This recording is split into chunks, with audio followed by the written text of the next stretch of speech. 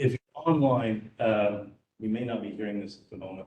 So Emily, if you could put something in the chat that we're working on the audio. So let me just start off with just a couple of things. First, thank you for being here. If you don't remember, this meeting was scheduled back in January, and we had this awful ice storm, and we decided to cancel at the last minute. So this is a rescheduled special meeting back in January. This is the only meeting today. There's not a, the traditional meeting of the commission is not associated with this. So this is just a special meeting making up that one. We have 3 presentations today, and we'll get those started. Before we do that, there's not going to be any restroom breaks. So you're on your own, out the door and to the right, and you'll see them. So if you need a restroom break, there you go. Again, my name is Todd Stroll. Last time I spoke in front of this group, I was the executive director of the Nature Reserves Commission. That position is now vacant. I'm the assistant director for IDNR at this time. But the commission work continues. And so today we're going to go through these 3 presentations. If you probably saw them all, but I'll mention real quick, these tend to be sort of educational meetings, these special meetings. We have 3. One is on the herbicide drift monitoring that was done by the Illinois Natural History Survey. And then we have a presentation from the State Museum on the Human Remains Protection Act and some of the recent changes associated with that and how that might interplay with the commission's work. And then the climate action plan that DNR has created in concert with CDAC, the Smart Energy Design and Assistance Center at the U of I. So those are the 3 presentations. We don't have a hard timeline, but for individual presentations, but we do need to be out of here by 4. Yeah. So we need to be wrapping up about 4 because we physically have to be out of here like by 4:45. Physically, we got to be completely out. So we're shooting for about a 4 o'clock stop. And then the last thing I want to say, and this is unfortunate, but I think I'm going to unmute and we'll deal with the echo for a minute because the online people need to hear this. They can hear. Oh, they can hear. Okay. Oh, that's even better. Okay.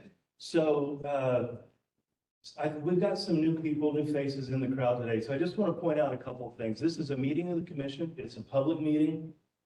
And so anyone is welcome and everyone online is welcome, but it is a meeting of the commission. And so it's going to be a little untraditional compared to like a general conference where you can interact with the presenters and ask questions. That's limited to the commissioners and their advisors and consultants, which in the crowd, physically in the crowd, they're wearing a name tag with the red neckband on it. So if you see, they're allowed to engage in conversation, but the general public and members of the audience aren't unless they're called upon by the chair of the commission, which is Abigail Derby-Lewis.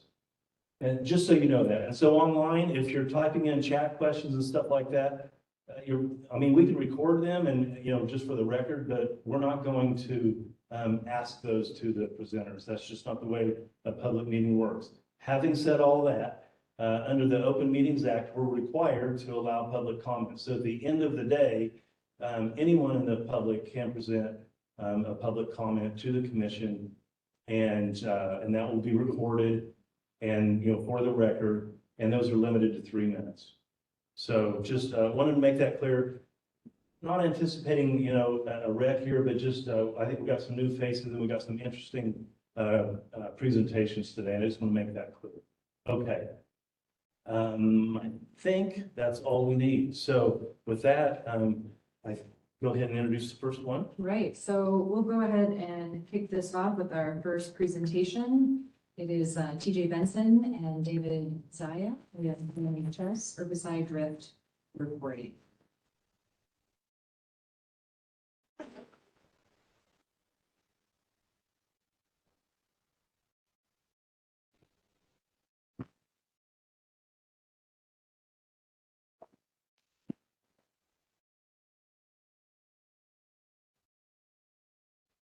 Okay, well, yeah, thank you very much. It's our pleasure to be here and tell you about some of the results we've been working on for approximately last year. Before I get started, I do want to acknowledge all of our our colleagues that helped out David and I on this, all of our co-authors listed up here, which part of the Illinois Natural History Survey, which is part of the Prairie Research Institute at the University of Illinois Urbana-Champaign.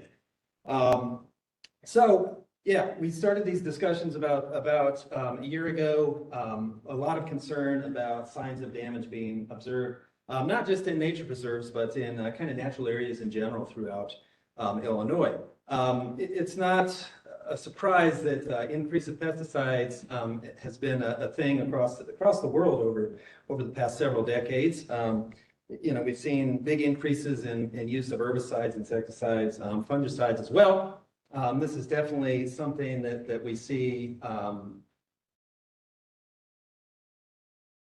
specifically, so it's not advancing. Oh, there we go. So we see specifically in Illinois as well, we see these patterns mirrored where we see lots of things, including herbicides driving these big increases in pesticide use over time. And yeah, so a lot of the questions are related to some of these damages that people are seeing and trying to understand what the potential causes are.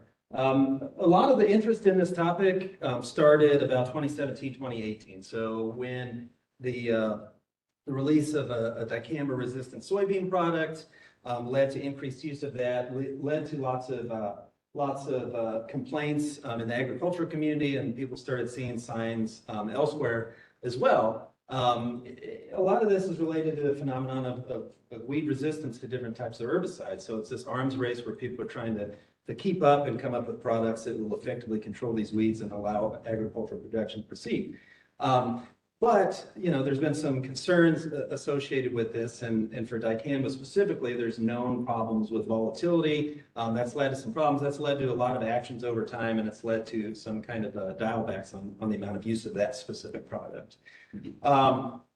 It's been well known for a long time that dicamba, for example, is volatile. There's been less focus on some of these other kinds of herbicides as well.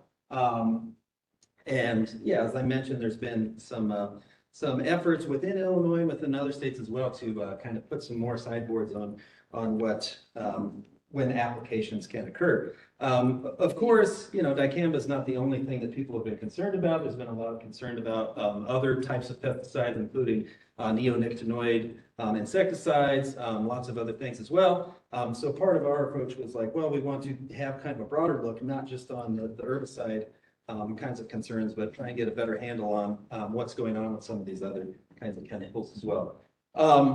As I mentioned, a lot of what was driving people thinking about this initially was the dicamba problem that started in 2017, 2018. You can see here, Department of Ag reports of damage really spiked about and peaked in 2019, and since then we've seen some actual declines, which is good news, I suppose. And yeah, we've seen a lot of different news related to this, including, in the past month or two, different court cases and whatnot. It leads to the kind of the natural question. So we've been focusing a lot on, non-target agricultural production and crops being damaged. But there's also potential damage to natural areas. And people have noticed these kinds of damages anecdotally, as well as in trees in people's yards and things like that. And that led to a nice effort by the Prairie Rivers Network, where they produced a report a year and a half ago, outlining some of the things that they found in Illinois specifically. So this is just making note of that specific report, which found widespread signs of damage throughout natural areas in our state. So what we set out to do was to try and get a better handle on how widespread this damage happens to be. So what's the extent of the problem? So how much damage to vegetation do we see across natural areas in our state? What are the specific chemicals that we are seeing? So taking some tissue samples, taking some soil samples, for example, sending those and getting concentrations of different chemicals in that. Likewise, what are the spatial patterns that will predict where we're more likely to find both damage and different chemical presence in higher concentrations and whatnot? What's the influence of landscape context, for example? And in particular, a lot of the focus here was trying to get an understanding with respect to Illinois nature preserves and land and water reserves specifically because of their special protected status, but also leveraging an existing long-term data collection program that we've been doing for a long time, the Critical Trends Assessment Program, which both David and I, colleagues, have been involved with for a very long time. It's been collecting data for 25 years throughout the state. So using those completely randomly selected sites throughout the state, it's kind of a benchmark to compare to some of these INPC sites. And then likewise, rather than just a single sample, we were interested in doing a couple samples throughout the season and get a sense of how things are changing over time, in addition to those kind of spatial components in terms of what influences where we do and do not see particular chemicals showing up. So we did a completely random sampling design, so that we did not start with, for example, sites where there had been reports of past damage. We just start with a complete random sampling frame. So that included those completely random sites, those CTEP sites that have been designed that way from the get-go, starting in 1997. But we did the same thing for the INPC, the nature preserves and land and water reserves. So we took all the sites, about 600 of them, and did a spatially balanced random sampling to try and make sure that we're covering the whole state, covering the whole range of different types of landscape conditions where you find those sites, different sizes, different ecosystem types, and so on. The overall goal was just a broad assessment of what kinds of chemicals we were seeing and what kinds of damage we were seeing as well. All right, so our expectations going in. So starting in about 2018 with Critical Trends Assessment Program, again, we were already statewide doing some sampling of different sites. So we started taking some kind of preliminary data to understand how much of this damage we were seeing, because it's becoming a much bigger thing that people were recognizing. And anecdotally, we were seeing, at least a third of our sites, we were seeing some signs of damage, but it wasn't kind of the main focus that we were looking at. Based on past work, we were expecting, based on all the attention given to dicamba, we were expecting to see that. Likewise, 2,4-D, there's been some attention on potential drift problems with that chemical. Then glyphosate, just given the sheer volume that's used in the given year, that maybe that would be one we see as well. Likewise, given the ubiquity of seed treatments on corn in particular and soybeans as well, we're expecting to see the potential for neonicotinoids to show up in some of these natural areas. All right, so in terms of methods, so site selection. So this is all describing work that we did last summer, 2023, growing season, spring and summer. So again, we have INPC lands that includes dedicated nature preserves and land and water reserves, randomly selected, stratified by county. The distribution of sites isn't necessarily random, but we wanted to make sure our sampling was. Again, we were doing our sampling in an unbiased way to make sure that we weren't focusing on sites where people have reported damage in the past. So just ignoring any signs of or reports of past damage. Likewise, the Critical Trends Assessment Program, we've already had that program set up starting in 1997 to sample sites that way anyway. So we sampled the sites that we were already scheduled to sample in 2023. And those sites have been sampled for, in some cases, up to 25 years already on a 5-year cycle. So these would be sites that were last visited in 2018. All right, so overall, we did sampling at 185 different sites. 83 of those are those completely random or Critical Trends Assessment Program sites. 102 of them were INPC sites. For the purposes of this, we're not differentiating between nature preserves and land and water reserves. And then on the right side, that's just giving you a look at the distribution of these different kinds of sites. The random sites are in yellow. INPC sites are the yellow or kind of, or the orange or kind of brownish color. We did 2 visits per site for the most part. There's a few sites where we weren't able to accomplish that for flooding and other reasons. But we focused on 2 windows. One's kind of an early growing season where we cut off at July 6th. The next sampling period we picked up again at July 17th and sampled until very early September. During that first visit, we collected a soil sample as well. We took leaf tissue samples. Those leaf tissue samples included plants that were showing signs of potential herbicide damage. So those were we refer to as affected plants, but then we were also doing completely randomly selected plants as well. So plants that weren't showing signs of herbicide damage, both for comparison and just to have a better random sample just across the state of what we were seeing. All of these were greater than 20 meters from the edge, so they're not just on the edge of a farm field, for example. And we sent these to a commercial laboratory for analysis. So we sent lots of tissue samples and a small subset of soil samples as well. Once we get to results, it'll be clear why we didn't send more of the soil samples. This just gives you an idea of one of the sampling point and how it's kind of set back from an edge. In this case, it's not an agricultural edge either. So a broad range of different conditions where we were doing sampling. All right, sending to the lab we did, they looked for 486 different pesticide analytes. This is the complete list of those. Obviously, you're not going to be able to read all these, but it's a pretty broad list of potential things that they could have picked up if they were present. In terms of documenting the plant damage, we used some standard methods that have been developed and used before to answer these kinds of questions. Time meanders that range from 10 to 30 minutes. Often starting in the edge and penetrating into the center of these natural areas. And these are including species-specific information on potential signs of damage. This just gives you a look at the type of information collected on these different species. The bottom line is it's an injury scale that has 6 different levels from no damage to severely damaged. Standardized across observers. So before we even started, we spent effort trying to make sure that people are on the same page. The people listed at the beginning are the only people that were collecting the data. So it's not a really large number of people. Fairly standardized. I'm sure David will talk about this later, but we are able to statistically control for differences among individuals in their injury scores. And we only see about a difference of 1 injury score among individuals anyway. So we controlled for it, but it wasn't all that variable in the first place. In addition to looking at these signs of damage and documenting them, taking photographic evidence as well, so we have a very large number of photographs based on this.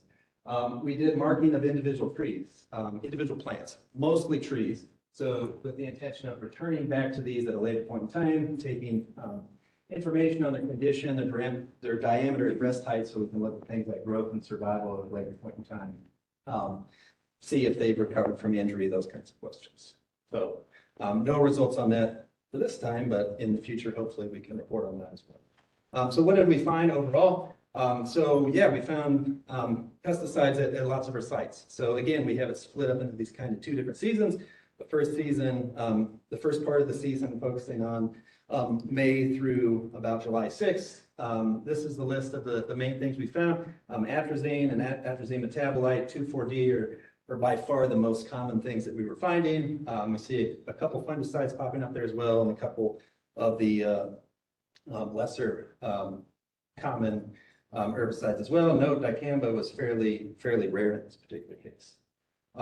38 total chemicals in the leaf tissue and soil across both of our samples. When we switch to looking at the second time period, we see a shift from being primarily focused on those herbicides, which makes sense just based on the time of season, to kind of a big pulse of fungicides and a couple of insecticides showing up as well. So later on, you see those kind of pop up, although you do see, our herbicides are still in there as well. They're just kind of decreasing the concentration because of natural degradation, metabolism by plants, things like that. So the vast majority of the samples did have pesticides in them, so that's at least 74%. That includes 97% of the site. So, in some cases, we're taking multiple samples at each site. On average, each leaf tissue sample has 2.2 pesticides, ranging from 0 to 11 on a particular sample. So, could be a pretty wide range. As a general pattern, herbicides were much more common in terms of concentration, and then fungicides second most common, followed by insecticides. On the right-hand side here is just a complete list of the chemicals that we were finding. Long list of fungicides, herbicides, and just a relatively small number of insecticides. To give kind of a temporal sense of what this looks like over time, again, there's these things are applied at different times, so we would expect to see these kind of temporal patterns.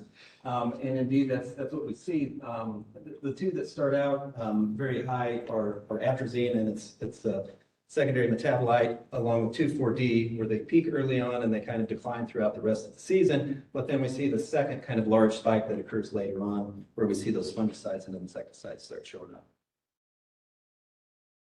So what we didn't find much of, so yeah, dicamba was fairly rare in our samples. Neonicotinoids was fairly rare as well.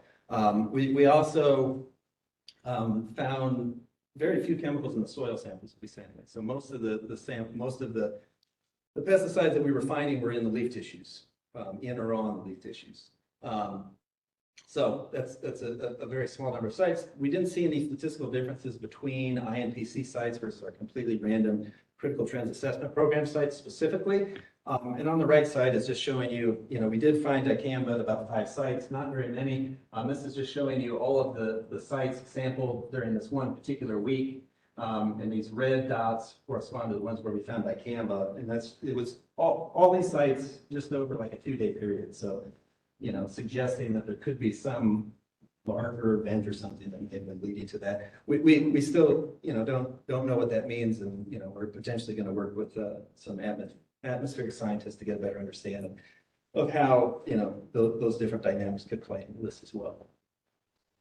In terms of landscape level predictors, where are you more likely to find higher concentrations of these? I've got a series of 3 graphs here. So in the upper left hand, we have atrazine and its metabolite, acetylatrazine. On the y-axis is the concentration, the x-axis is the proportion of corn in the surrounding 1 kilometer. There's 2 different curves, one's corresponding to that first visit, the other's corresponding to that second visit, where again, we see the herbicides drop off pretty significantly. So what we see is during that first visit, the concentration of atrazine and its metabolite go up pretty substantially as the amount of corn in the surrounding landscape from that point go up.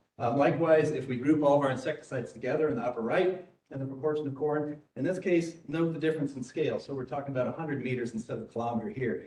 That happens to be the scale that fit best. We looked at a whole range of different scales ranging from 100 meters all the way up to 5 or 10 kilometers, if I remember right. And again, recall that it was that second visit where fungicides and insecticides were more common. So you see a pretty big increase in concentrations as the amount of corn within that 100 meters goes up. Likewise, we see the same basic pattern with fungicides. So as the amount of corn in the surrounding 100 meters goes up, you see a pretty big spike in the fungicides as well. 2,4-D in contrast is more associated with soybeans. So similar type of graph in the upper right here. So proportion of soybeans in this case, we're focusing on a 300-meter radius around that sampling point. You can see during that first visit, 2,4-D concentrations go up pretty significantly. And then it's kind of the flip side to both the corn and soy components. If we group all of our kind of natural areas together, forests, grasslands, wetlands, and look at the influence of the amount of natural area in the surrounding kilometer as a function, the total pesticide concentrations, we see pretty big decline. So if you have a lot of natural areas around, you don't have as many pesticides that are showing up in the samples. So yeah, more row crops, more chemicals. To give you an idea of what this kind of looks like spatially, this is just using kriging and spatial interpolation method to get a sense of, are there particular hotspots within the state where we're likely to see more of these chemicals more than other places. And you see atrazine on the left side, we have kind of a latitudinal component. There's a couple kind of key areas up in the north central and east central parts of the state where we see a lot more atrazine showing up in natural areas. Kind of the flip side in terms of latitudinal component with 2,4-D, where it's much more of a hotspot in the southern part of the state, although it does show up statewide, as atrazine shows up statewide as well. Same basic idea here with the fungicides with one fungicide, propiconazole. We see kind of that hotspot in the northern part of the state. And then the fenthrin, which is an insecticide, we see the same kind of hotspot kind of in the northern part of the state. Okay, at this point, I'll turn it over to David to talk about the plant damage part. Thanks, TJ. So we looked at, when we visited these sites, we're not just collecting leaf tissue for chemical analysis, we're also looking at individual plants and measuring them in such. One of the main ways we collected data was through these timed meanders, where we're walking through a site for 10 to 30 minutes. And this shows an example of my walking path in August, I think it was, just struggling up the hill and smooth on the flat part. We took observations of 78,000 individual plants. If you take out the easy ones, like I can count a couple hundred grasses real quick. If you take those out, it's still 50,000 observations. So pretty large number. It was nearly 400 species. In 99% of sites, just using visual signs of damage that's associated with herbicides, 99% of sites had some sign, sometimes quite low, usually pretty obvious, but so it's almost ubiquitous.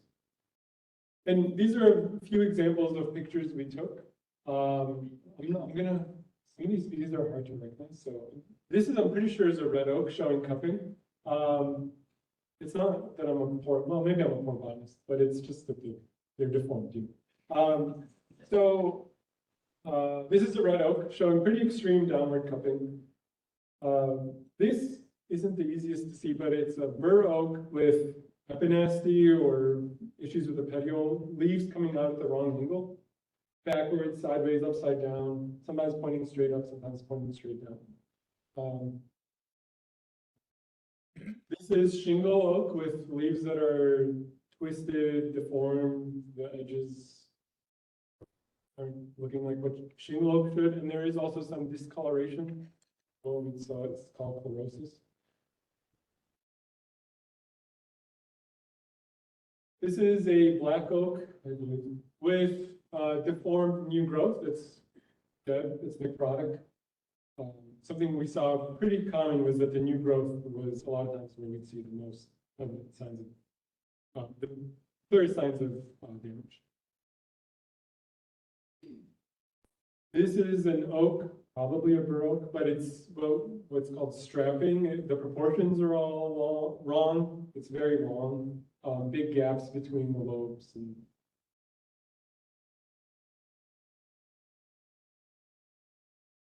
And this isn't a good picture, but it illustrates a couple points. First, these white oak leaves are hardly recognizable. Second, a lot of the damage we saw was actually quite hard to photograph because it's really high up. And when we, in our previous searches, not searches, but in our previous encounters for those 5 years where we're looking around, we found signs of damage at a certain site. It wasn't our focus, and we also weren't taking binoculars, spending 20 minutes looking at the canopy with binoculars. And it's hard to see, but if you look up, that's where you're most likely to see it. This is, I think, a swamp white oak, but showing multiple signs, deformed leaves, growth that's being inhibited, new growth that's being inhibited, perhaps signs of oak tatters. And it's not just oaks. I've showed you a bunch of pictures of oaks. This is an example of a hickory with new growth that's deformed and dead. This is box elder or ash maple with malformed growth. This ended up being a pretty good indicator species, it seemed like. And sometimes we get issues with venation, whether it's wrong, like parallel venation or wrong colors, and this is great. We see issues with venation in the edges, the margins of the leaves are deformed. This is an interesting case. I don't know if the people in the room can see the color great, but this is a sumac where you have a region of necrosis, like dead material, and then at the tip, where you have newer growth, it's starting to come out green and healthy. And it seems like there was a period of exposure and then extra growth that was not exposed to whatever in the environment. And it's kind of not recovering, but the new growth is healthy. And I've concentrated on woody species and trees. It's not limited to woody species. These are a couple herbaceous species, rosinweed on the right, and I think that's gray-headed coneflower on the left. But it's showing signs of damage. And also in a lot of these, we'd see, it's not a great picture, but you're more likely to see recovery further up as the herbaceous species grow because the nature of their growth. So the top of this, we give it a fine, or almost fine. So we took the damage ratings to each species. When we do our meanders, we're collecting data at the species. We average data at the species level for that visit. We put in a big model that controls for observer, that controls for the particulars of that site in the time of visit. And we asked the model to spit out what are the most damaged species. And it gives, puts them on a scale from most to least. And if you filter out the species that we don't see very often, so this is only species we've run into 10 or more times. This is our top 16 list. You can see the top 10 list has oaks in it. It's not just oaks though. A really clear example is redbud, which is going into this study before we ran these numbers, we heard redbud is a, well, not heard, but seen. Redbud is a species that often has pearl cupped leaves, and it showed up on the list, as was box elder, hickory, persimmon, and others. And we have a list of this for, well, 400 species, but a reliable list, those that we ran into at least 10 times for several dozen. And I didn't show the least damaged, but the least damaged species tend to be graminoids. The least damaged of all was reed canary grass, our worst wetland invasive.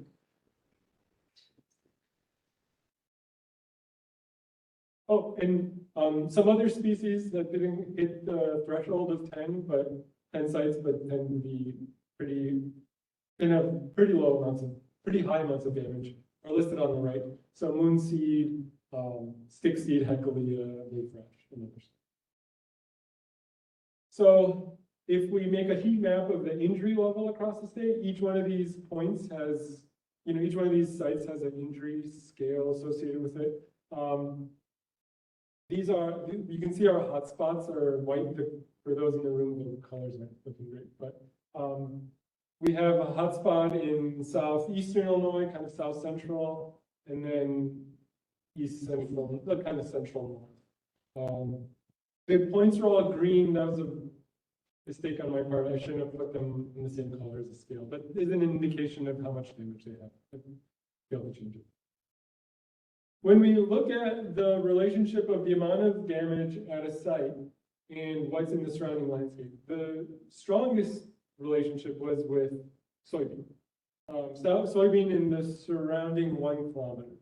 There was strong, but not quite as strong associations with corn, another positive relationship, more corn, more damage in the surrounding kilometer. And with forest, but the opposite pattern, more forest, less damage. There were other associations, like a weak association with developed area, human development, but it wasn't strong or statistically compelling. In comparing INPC sites to the random sites, the CCAP random sites, TJ earlier spoke about the chemical comparisons. This is the site injury comparison.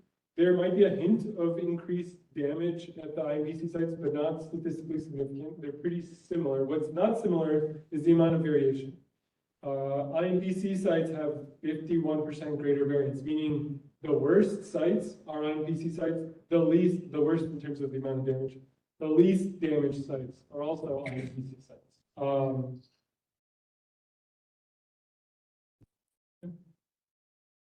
And so what does it typically, for our most invaded sites, when we look at that list at the top, what we typically see, there's an overrepresentation of INPC sites. There's an overrepresentation of wetlands and grasslands, or an underrepresentation of forests. Not that there aren't any severely damaged forests, but the worst damaged sites tend to be open. They tend to be surrounded by agriculture, especially soybeans. And they tended to be smaller or narrow, which might fit into the forest being not on the list, because forest patches tend to be bigger than, say, a prairie strip. So we've given you a lot of results. Just a quick review. We found pesticides and injury in most places. They it tended to be herbicides early and fungicides and insecticides late in terms of the chemicals we found. Surrounding corn and soybean especially predicted, and forest in the opposite relationship, predicted how many pesticides or what concentration of pesticides we found, and also the amount of injury. there were hotspots of injury around the state, especially associated with kind of, well, especially not as, the least injured parts of the state were in the urban northeast, in the very forested far south, and then kind of where the near the confluence of the Illinois River and the Mississippi, which, I mean, has a lot of forest and less road traffic. INPC sites and CTAP, random sites, overall are pretty similar. The extremes are different, but in terms of their mean condition, we're pretty similar. And the worst injury overall as a group we found was in oaks. And so we have some ongoing work and questions stemming from the work we've shown so far. The big one is the marked individuals. We have 1,400 marked individuals out there. We started visiting that, like revisiting them in their second visits, but there weren't meaningful things to observe. They were kind of the same. So we're hoping for long-term visits to those.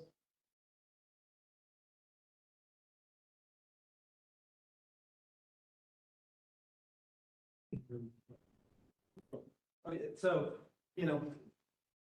we got some good senses of kind of what's going on in the landscape in terms of exposure and signs of damage, whatever, but we're still lacking information on some of the mechanistic kinds of things in terms of questions like what level of concentration of some of these chemicals will actually induce the types of damage we've seen. So we've initiated a series of greenhouse experiments, for example. So we just got a shipment of a bunch of tree seedlings last week and got all those planted so that we can have some control over what they're exposed to and get a sense of that, as well as understand, for example, is getting exposed to multiple chemicals, are there synergistic effects, those kinds of things, as well as how long do the effects last?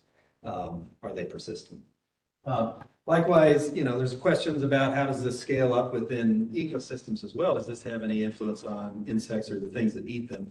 So this is preliminary work that we've done on moth caterpillars in the lab, just exposing their food to kind of label concentrations of 2,4-D or atrazine to see what's the probability that they end up pupating.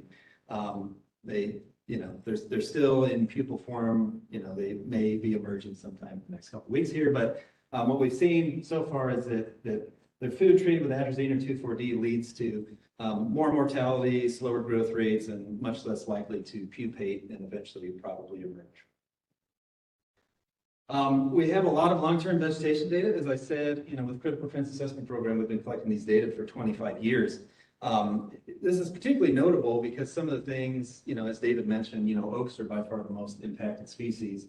And, trees being long-lived species, it takes a long time to be able to observe patterns of mortality in these long-lived species. So we have these 25 years of data, and we've started to look at tree mortality, for example, and this is one of those heat maps of tree mortality, for example, just based on the CTAP data, 25 years of monitoring. So we're starting to dive more into that to understand the extent to which that's associated with the patterns we saw in the field last year. Likewise, are there certain species that are more likely to have mortality or decreased growth rates for that matter, for example. Likewise, plants develop dependent on arbuscular mycorrhizal fungi may be disproportionately impacted by fungicide impacts, for example. So these are the kinds of questions that we can and are looking at right now. The timing of exposure and repeat exposure, so the half-lives of these chemicals differ quite a bit. So there's still some work we have to do in terms of understanding the timing of exposure, ranging from very, very close to now and throughout the season. So when is this happening? How is that influencing the signs that we're seeing, so on and so forth. Likewise, we got a snapshot from last year, but as most of you guys know, crop rotation is kind of the norm within the state. So sites that were surrounded by soy last year were most likely to be surrounded by corn this year and vice versa. So we see the same kind of persistent effects from one year to the next, perhaps with just a different kind of suite of chemicals affecting them. And what are the potential impacts of that in terms of the long-term effects on the ecosystem?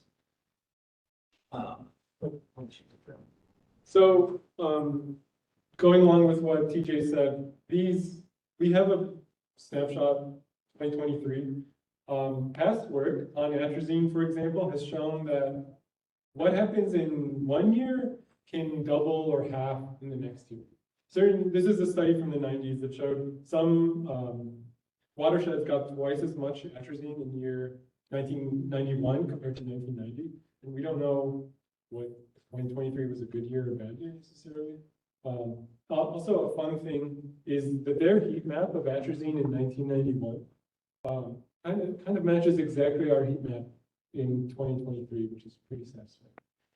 You know, they were using rainwater, we're using leaf tissue, but we found a similar pattern. And then there are questions about, we don't know how long these chemicals persist in plants. We know half-lives in water versus soil versus other things, but what about on an oak leaf, in an oak leaf, etc.? How long are symptoms evident? Do they persist?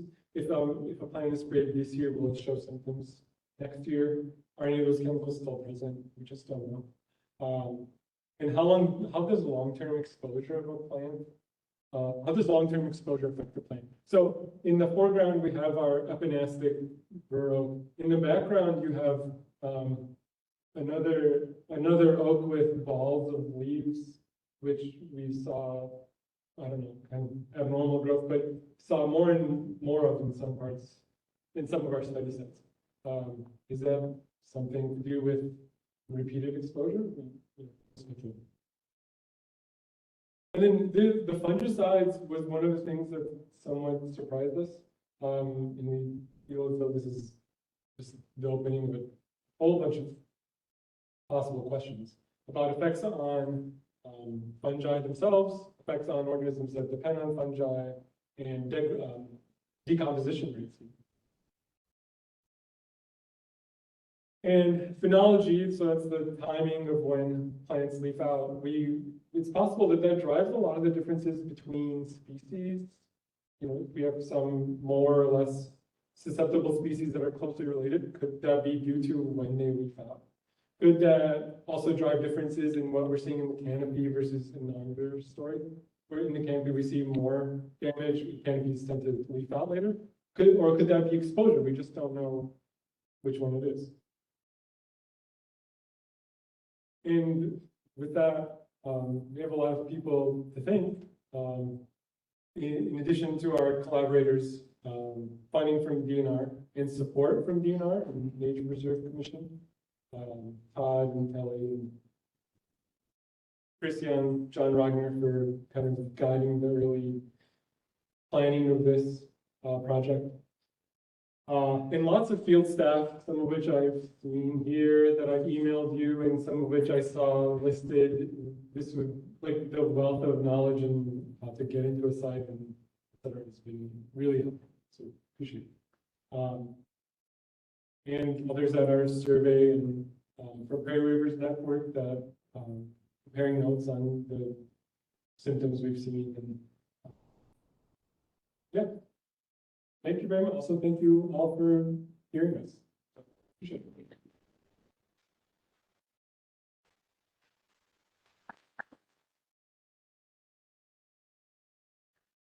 So, do you want to questions? TJ and David, thank you so much. I think, could we have the lights on, please? And we'd love to have an opportunity to ask some questions. First, I'll see if there's any commissioners with questions. Yes. Thanks, Abigail. You started out by saying a priori, I'm sorry. You started off by saying a priori you expected to see in higher quantities 2,4-D dicamba and glyphosate. But as it turns out in your leaf samples, you were seeing other chemicals showing up in different concentrations. Is that, I mean, I'm not sure I heard a specific comment on that, number one. And number two, a lot of the information we've been getting as commissioners has kind of been focused on the dicamba because of the EPA rule, the courts that in Arizona that had rejected the registrations. And part of that is the high volatility and the risk of drift. Yet you weren't seeing it showing up in the leaf sample. So is that just a factor of what you're using in the surrounding areas? You know, and so can you maybe comment on that? what you saw versus what you expected? Yeah, no, it's a good question. I mean, I guess what I would say is that the dicamba issue is kind of what brought this to most people's Right. attention. And that's why there were some kind of thoughts that would probably be what we would see. We do know in talking with, people, including producers, that the use of dicamba has decreased a lot because, a lot of the downsides have been publicized. There have been efforts to put more restrictions on things like that. So the use apparently has declined. It seems like most of that has been replaced with 2,4-D in particular. 2,4-D is one that certain forms are known to have volatility issues as well, and that's kind of why it was on the list as well. And then likewise, glyphosate has been something that people have been interested in just based on the just sheer amount of chemicals put out there in any given year. So, yeah.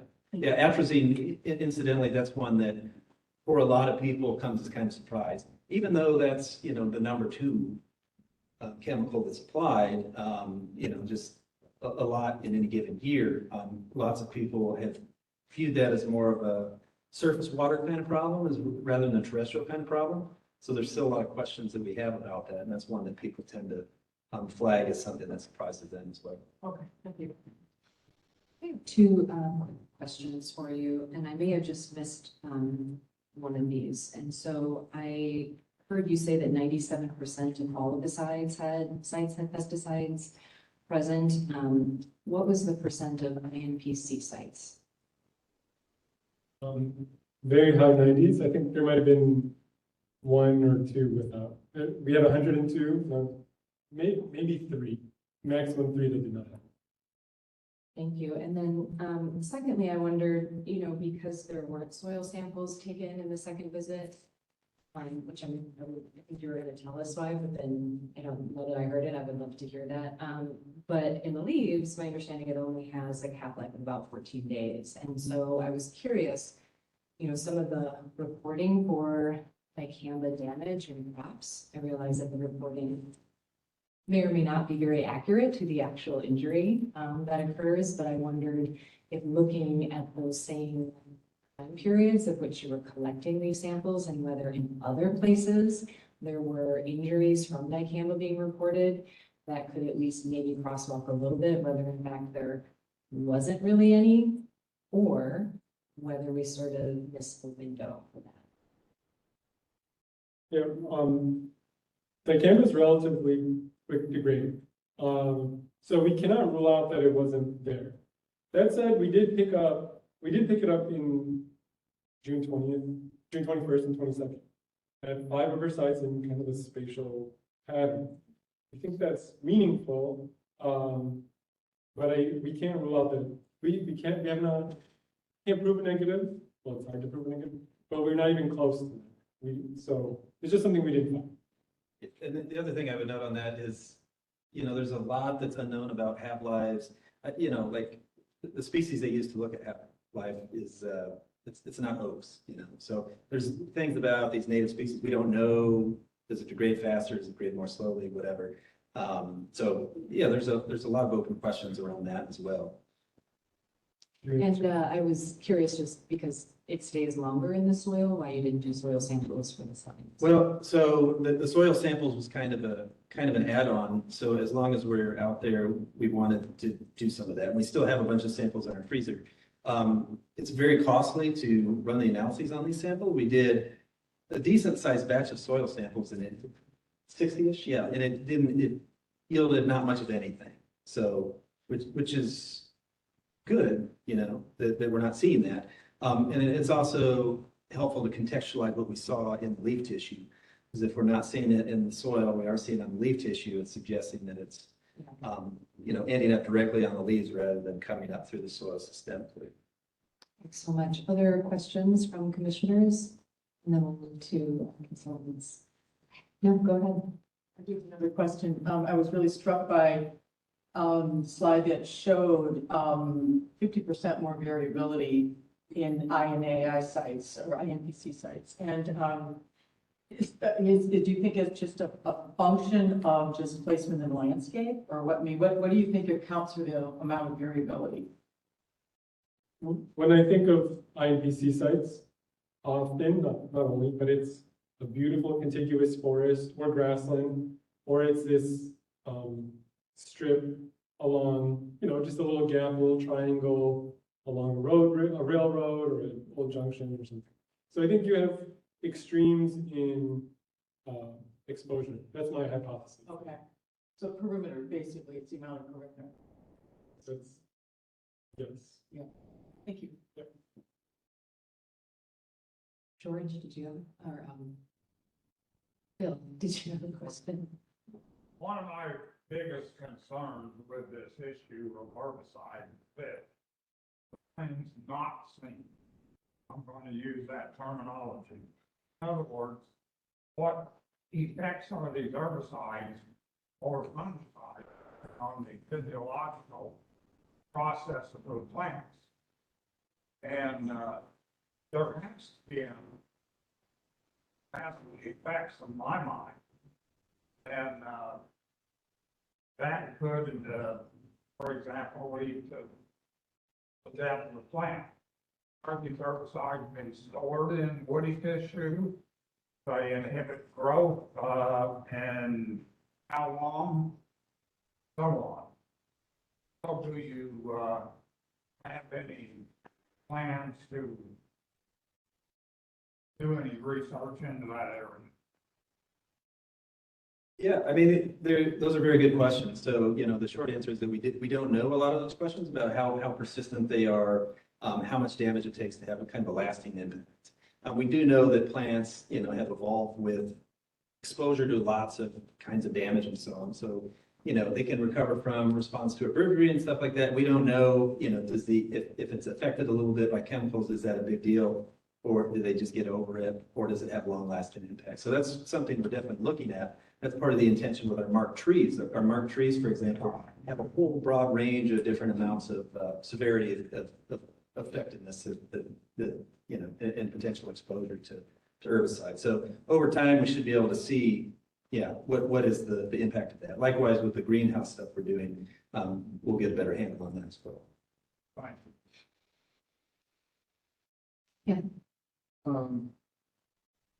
When is the earliest time that they start applying some of these pesticides and insecticides? Is it in May or when it's with a certain height? So I don't have all the answers on this. A lot of it, there's some of it that gets applied before planting actually occurs. So right now, for example, to kind of burn down the weeds that are in the fields. So I would guess, late April is when a lot of it would be starting. Prior to planting and then probably early in planting, but these are just my guesses based on, what I know about it, which is not in the ground. So, The reason I ask it seems to me, Bill will correct me on this, but like when oaks are beginning to flower and that also occurs at a time when a lot of the migrants are coming through, and the insects are there. I mean, you've got all these things happening then, and I could see that if that period of time, and I don't know what the period is for some of the other trees and vegetation, but it seems like you could see not only possibly the biggest effect on the tree itself, but also on a number of other species depending on this. Yeah. Your thoughts on that? Yeah, and in particular, that's kind of where our thinking has gone, that there must be some big phenology components to this in terms of just having to have overlap. So some of the question is, is this a new, it's probably a problem that's been around for a long time, but is it increasingly apparent because of changes in phenology where, for example, are oaks leafing out at a different time that happens to coincide when spraying is more likely to happen? So is it just this kind of coinciding of things that's happening?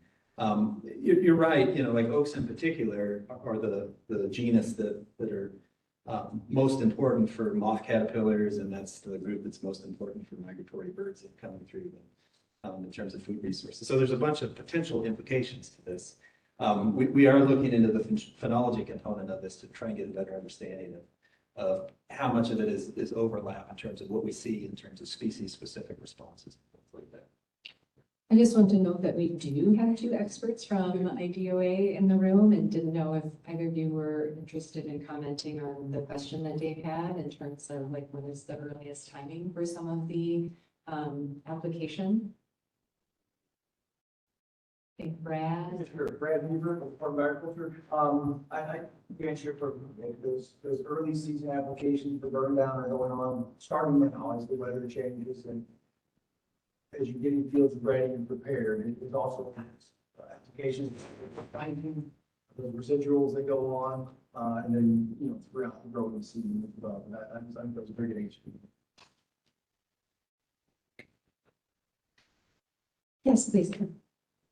So I'm curious as what your level of protection or level of quantification was for some of your, like, Canva, I can't remember them off the top of your head, but They were on the range of 10 to 50 parts per billion, depending on the chemical.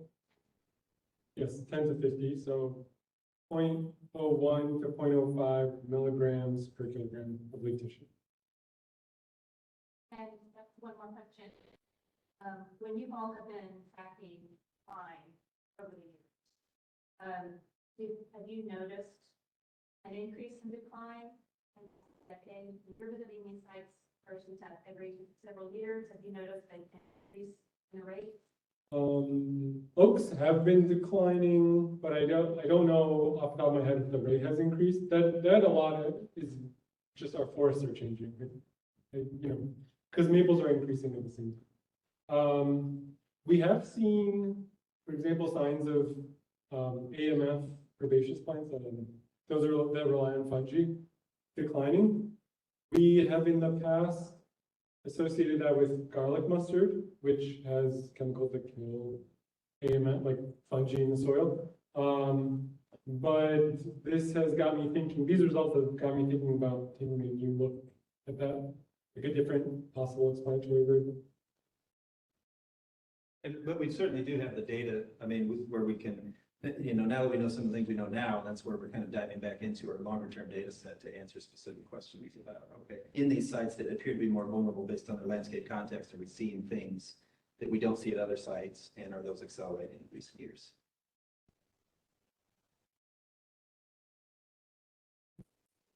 So, you said you're gonna go back and look at some of the existing data.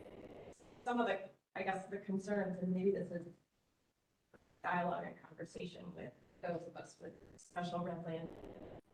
But, do we need to study this for an additional 20 years to know? Or, and I don't know if that's something that you can answer or that anyone can answer, but Well, is that the plan? that was a very, you know, the specific strategic reason why we wanted to include these randomly selected sites that we've been sampling for 25 years already, so that we can say something, because it does, for like tree mortality, it takes a long time to be able to document that kind of stuff. So we'll be able to, you know, make some conclusions based on data that we've already been collecting on that, without having to, you know, for decades to continue to look at that. And is that then part of this extended project that would come back to this group? Or, and maybe that's a question for, I don't know what the extent of this project is and this. Yeah, I mean, that's kind of an open question. I mean, it's something that we're obviously very interested in, that, you know, people recognize as a problem, and we're here to and provide the science, and, you know, we have data to be able to answer some of these questions. So that's what we want to do. So yeah, we're here to help. Are there plans in place to revisit some of these sites next year and do more sampling to see if there's, you know, additional exposures possibly? Yeah, so we do have some funds built in, you know, through the current fiscal year, that we want to do some of that resampling, because we think it is very important to understand, you know, how much of it, you know, could be just idiosyncratic things where some sites are affected.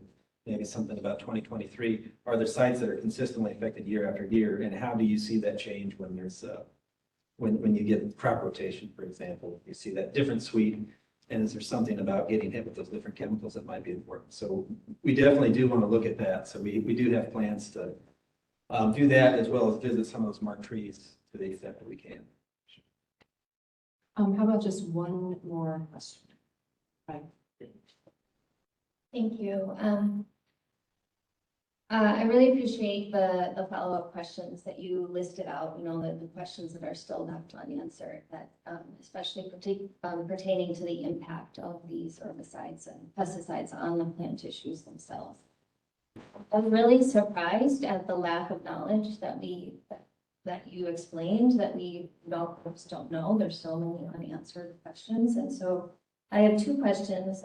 Is this being studied in other areas of the world? And then two, I think I know the answer to this, but just want to ask anyway, as part of the registration process for these chemicals, are there any requirements to study the risks of collateral damage, especially to native species and other environmental?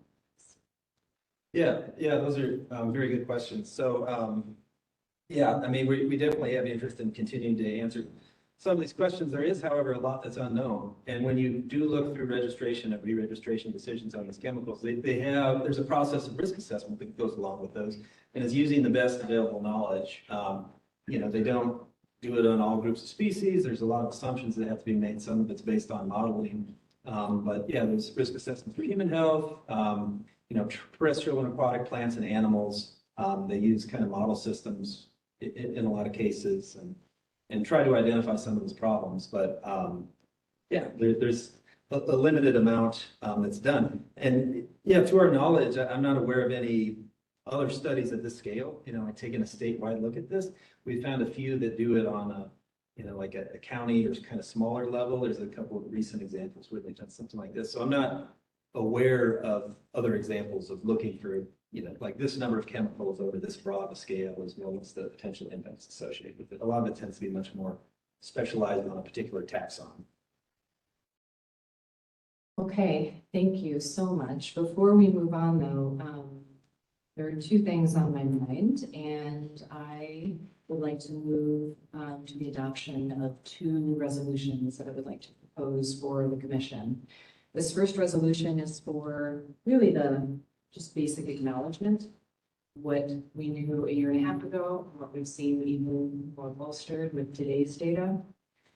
And the resolution would be resolved that the commission views the trespass of chemicals onto nature preserves causing damage to plant life is a violation of the Natural Areas Preservation Act. That's just a fact. And I'd like to go on record with that and move the adoption of that resolution. Is there a second? Second. All in favor? Aye.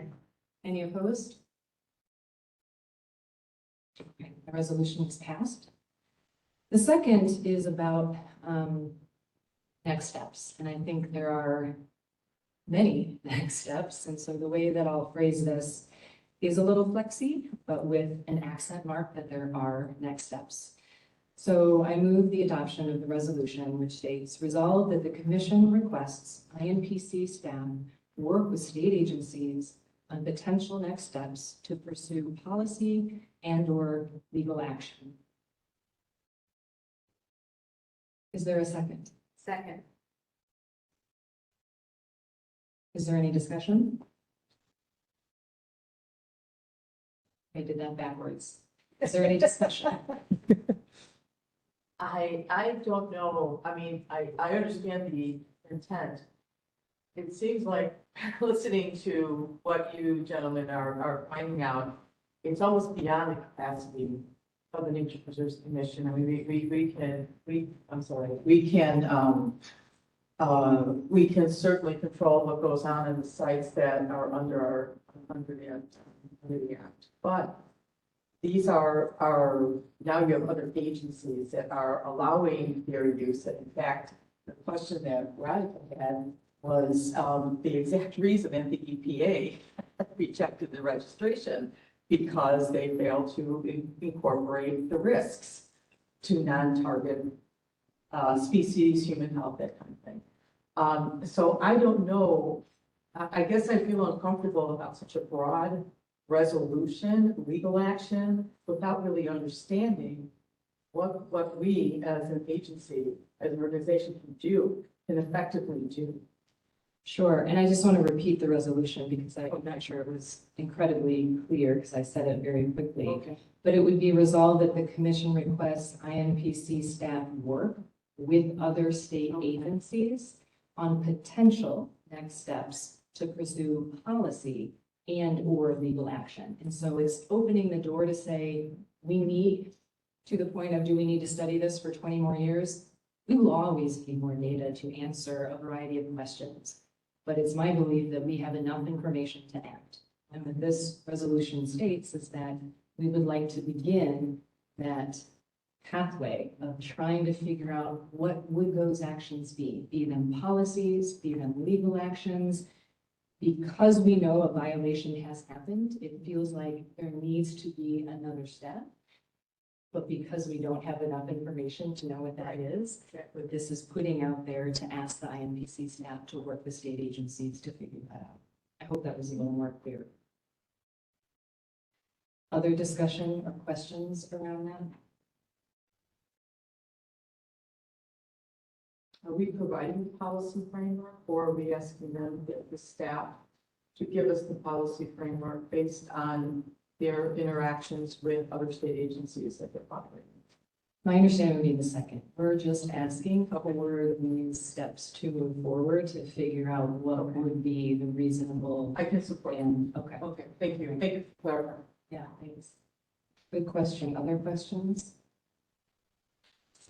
Okay, now I'm going to say, I move for the adoption of this resolution. Is there a second? Yes.